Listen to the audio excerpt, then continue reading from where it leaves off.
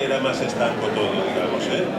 Incluso era más raro. Antes hablábamos aquí fuera que en los 80, cuando hacían en las revistas de cómic, de música, hacían las encuestas de fin de año, el disco que más ha gustado a nuestros lectores, ¿no? Decía, pues el disco español, de la Polla Records, el de Cortato, y el disco extranjero, de los Dire Straits, y veían que no había Y de repente yo creo que lo que pasa es que hay una coherencia y que hace que uno pueda hacer cine, pueda hacer cómics porque realmente lo que tiene ganas de hacer cosas y tal, y además hacerlas porque tiene ganas de hacerlas y ya está, y sin preocuparse de decir, ya sé que John Ford ponía más medios y más focos y todo esto, pero tampoco lo quieres hacer John Ford, no quieres hacer la diligencia, quieres hacer otra cosa, pues para que sufrir, ¿no? Y además, si encuentras que hay gente que está dispuesto a verlo, porque el problema también es encontrar luego a alguien que se lo quiere, es decir, es una cosa tan rara, tan buena, y que no la ha visto nadie, pero en general debe haber algo en el ambiente o debe haber algo que está pasando que hace que también haya gente que esté cansada ya de ver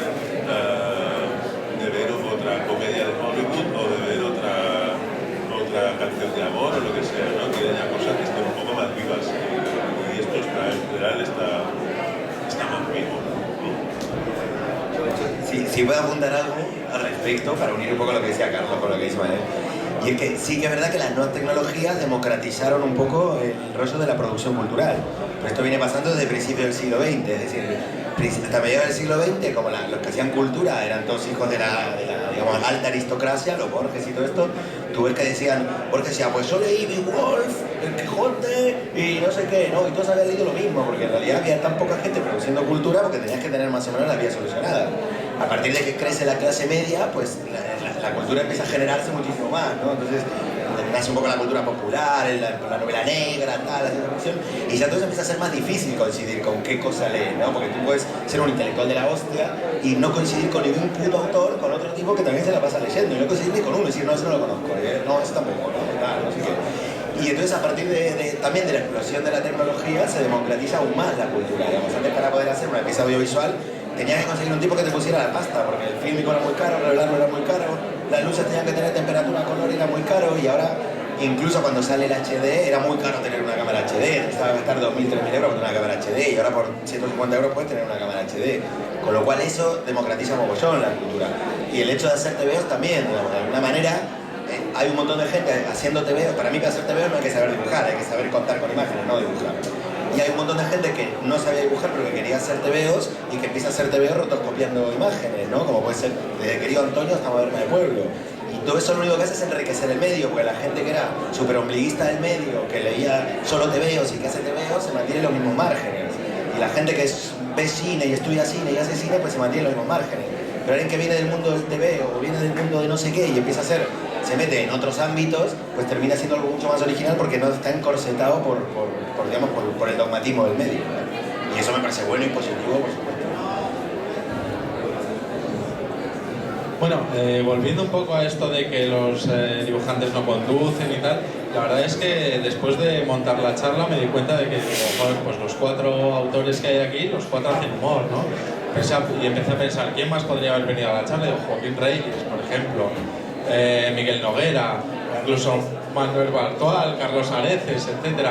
¿Hay alguna especie de relación entre ser humorista e intentar tocar un montón de palos, entre ellos el cómic? Bueno, es interesante, no lo sé. Yo la verdad es que muchas veces, por ejemplo, lo que hacemos nosotros tampoco le encuentra la gracia a nadie. Y mucha gente de Ibiza o le da mal rollo. Y mi loco Erasmus le parece que es como una historia tristísima de un tío hecho mierda en un sótano, sin pasta y... No sé, pero sí que es verdad que para mí el humor, al menos si solo puedo hablar por mí, el humor es un ingrediente imprescindible. En todo lo que a mí me gusta tiene humor.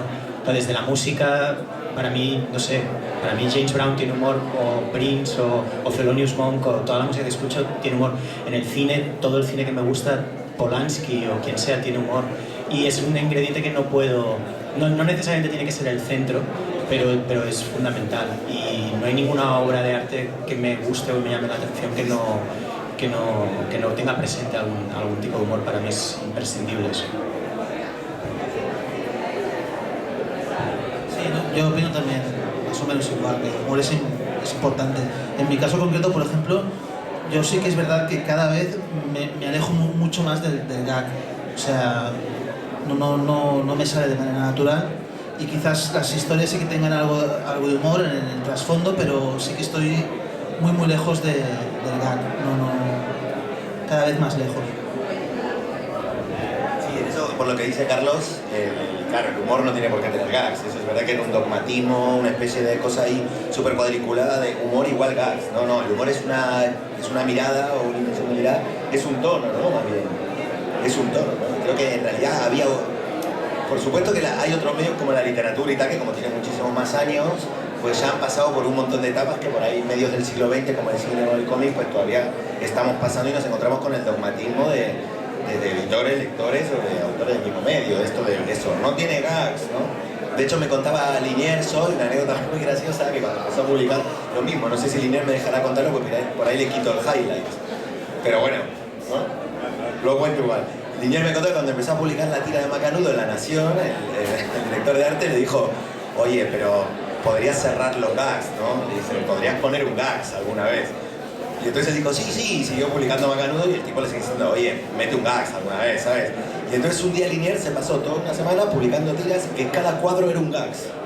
Entonces ponía gags 1, gags 2, gags 3, y después de una semana dijo, ya está, ya te tiré todos los gags del año, ahora sigo publicando y chistes sin gags, ¿no? Y después Liniers tiene un éxito brutal, con lo cual demuestra que lo del gags era un dogmatismo que no tenía por qué cumplirse, ¿no? Lo del gag es una convención, digamos, yo trabajo en el jueves y ahí hay una... Bueno, forma parte del producto, digamos, cada máquina termina con un gag o algo así, conforme el tiempo y han entrado los dibujantes. Y yo creo que es el gran cambio del humor de los últimos años, es demostrar que es un estado el humor lo haces durante toda la historieta, y si no lo rematas con un gag, pues tampoco pasa nada, porque al final tú no has... El objetivo de la historia no es llegar al chiste final, sino que simplemente que sea una historia de humor, que cuestiones algo, es una distancia que tomas de las cosas, o es un tono, ¿no? Y igual luego para simplemente... esta distancia que tomas para hacer humor igual es la misma que tomas para poder hacer una película, digamos, con pocos medios o algo, simplemente porque no sufres, ¿no? Por el producto, sino por una idea más general. Y hablando un poquito de la relación entre los medios, el cómic, etcétera, ¿creéis que hay algún medio que es especialmente favorable para transmitir a la gente el interés en el cómic? Quiero decir, por ejemplo, tú, Manel, a través del periódico, o tú, Darío, también, a través de Mongolia, introducís el cómic al público, ¿no? No sé si hay algún medio, si es el audiovisual, si es el periódico. La escultura y el videodanza también. No, yo no lo sé, no lo traigo pensado esto, fíjate. Yo lo que hago sí que es verdad que hay una cosa rara en la gente, es que hace chistes como si fueran cómics, pero los chistes son cómics, o sea que no hay más truco. Lo que sí que es cierto que meto más recurso del cómic en el humor de prensa del que se usa normalmente. El humor de prensa normalmente es una chispa, ¿no? Bueno, lo que decíamos de al final y tal. Y a mí a veces para mí el chiste está en la forma del chiste, o en el ritmo, o en cómo está contado. Incluso en el chiste puedes meter, no buscar tanto un chiste como buscar un recorrido que se hace a través de carteles, de lo que sea, ¿no?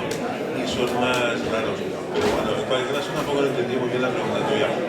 ¿Qué quieres saber? Si hago proselitismo del cómic con los chistes o algo? Bueno, por ejemplo, sí.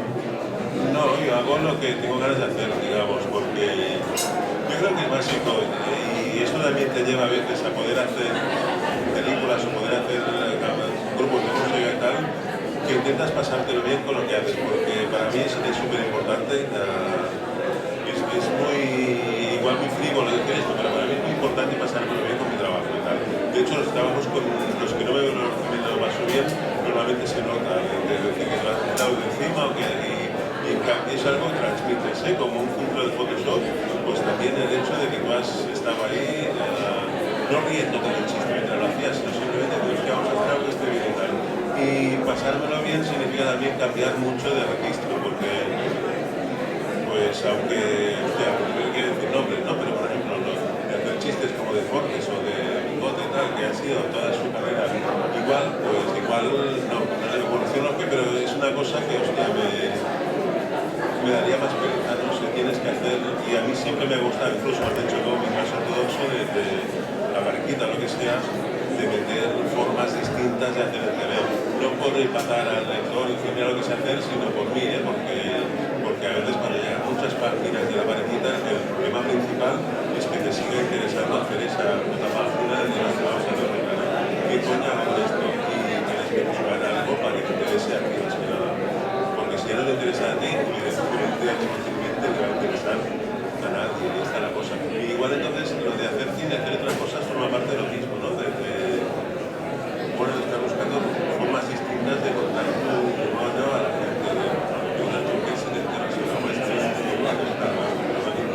mi rollo es el rock, mi rollo es el cómic, pero bueno. Sí. No, yo proselitismo tampoco hago. No, la verdad es que yo creo que esto es un poco lo que dice Manel, ¿no? Que también que tiene que ver con pasártelo bien y de pronto te empezás a aburrir con lo que haces muy seguido y entonces te pones a hacer otra cosa, ¿no? Es como un poco así. De hecho, esto ya es como una cosa íntima que la voy a contar, total, como se van a olvidar en medio minuto, da igual. Yo en el fondo, a mí cuando en el jueves me cortaron capa radioactiva me hicieron un favor, porque había varios años en que yo ya me sentía obligado a tener que repetir viñetas, a tener que hacer los mismos personajes con Photoshop, y yo por mi lado ya estaba probando con plumilla y tinta otras cosas, y no sé qué, y todavía no me encontraba, estaba en una etapa esa donde empezás a probar otras cosas pero todavía no te encontrás, pero lo que estás haciendo te da de comer, pero ya te está aburriendo, y no sé qué. Entonces creo que es un problema y es aburrido, y a veces, esto de que a veces es como que el sueño, tu propio sueño te condena, ¿no? Que esperabas, quiero vivir del cómic y de pronto hacer una página por semana de lo mismo y que te conozcan por eso, termina haciendo que no puedas salir de ahí, ¿no? Entonces en el fondo a mí, eso que en un momento lo vives como crisis y no sé qué, a mí me sirvió. De hecho, lo que hago ahora no tiene nada que ver simplemente con lo que hacía en ese momento, y pruebo otras cosas.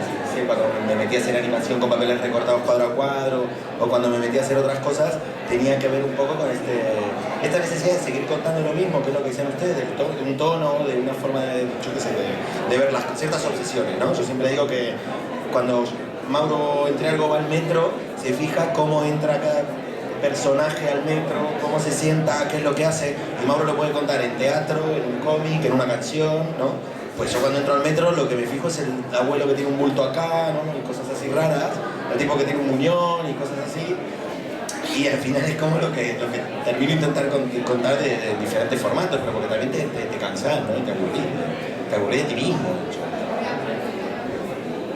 No sé, la verdad es que yo para mí el cómic fue una cosa como muy...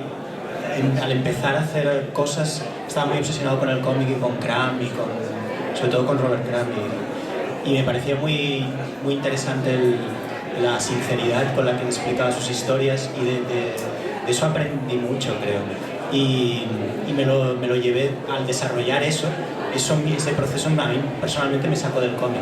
Yo cuando más fui tirando de ese hilo, para mí lo fundamental ahora, pero veo que también lo era entonces, era apuntar cosas. Eso es algo que no puedo dejar de hacer, nunca lo dejaría de hacer. Apuntar cosas que se me ocurren o que veo o que para mí tienen importancia, y luego traducirlas ya sea en un vídeo o en un texto o antes en un cómic, pero para mí todo está muy relacionado y no sé, la verdad no sé.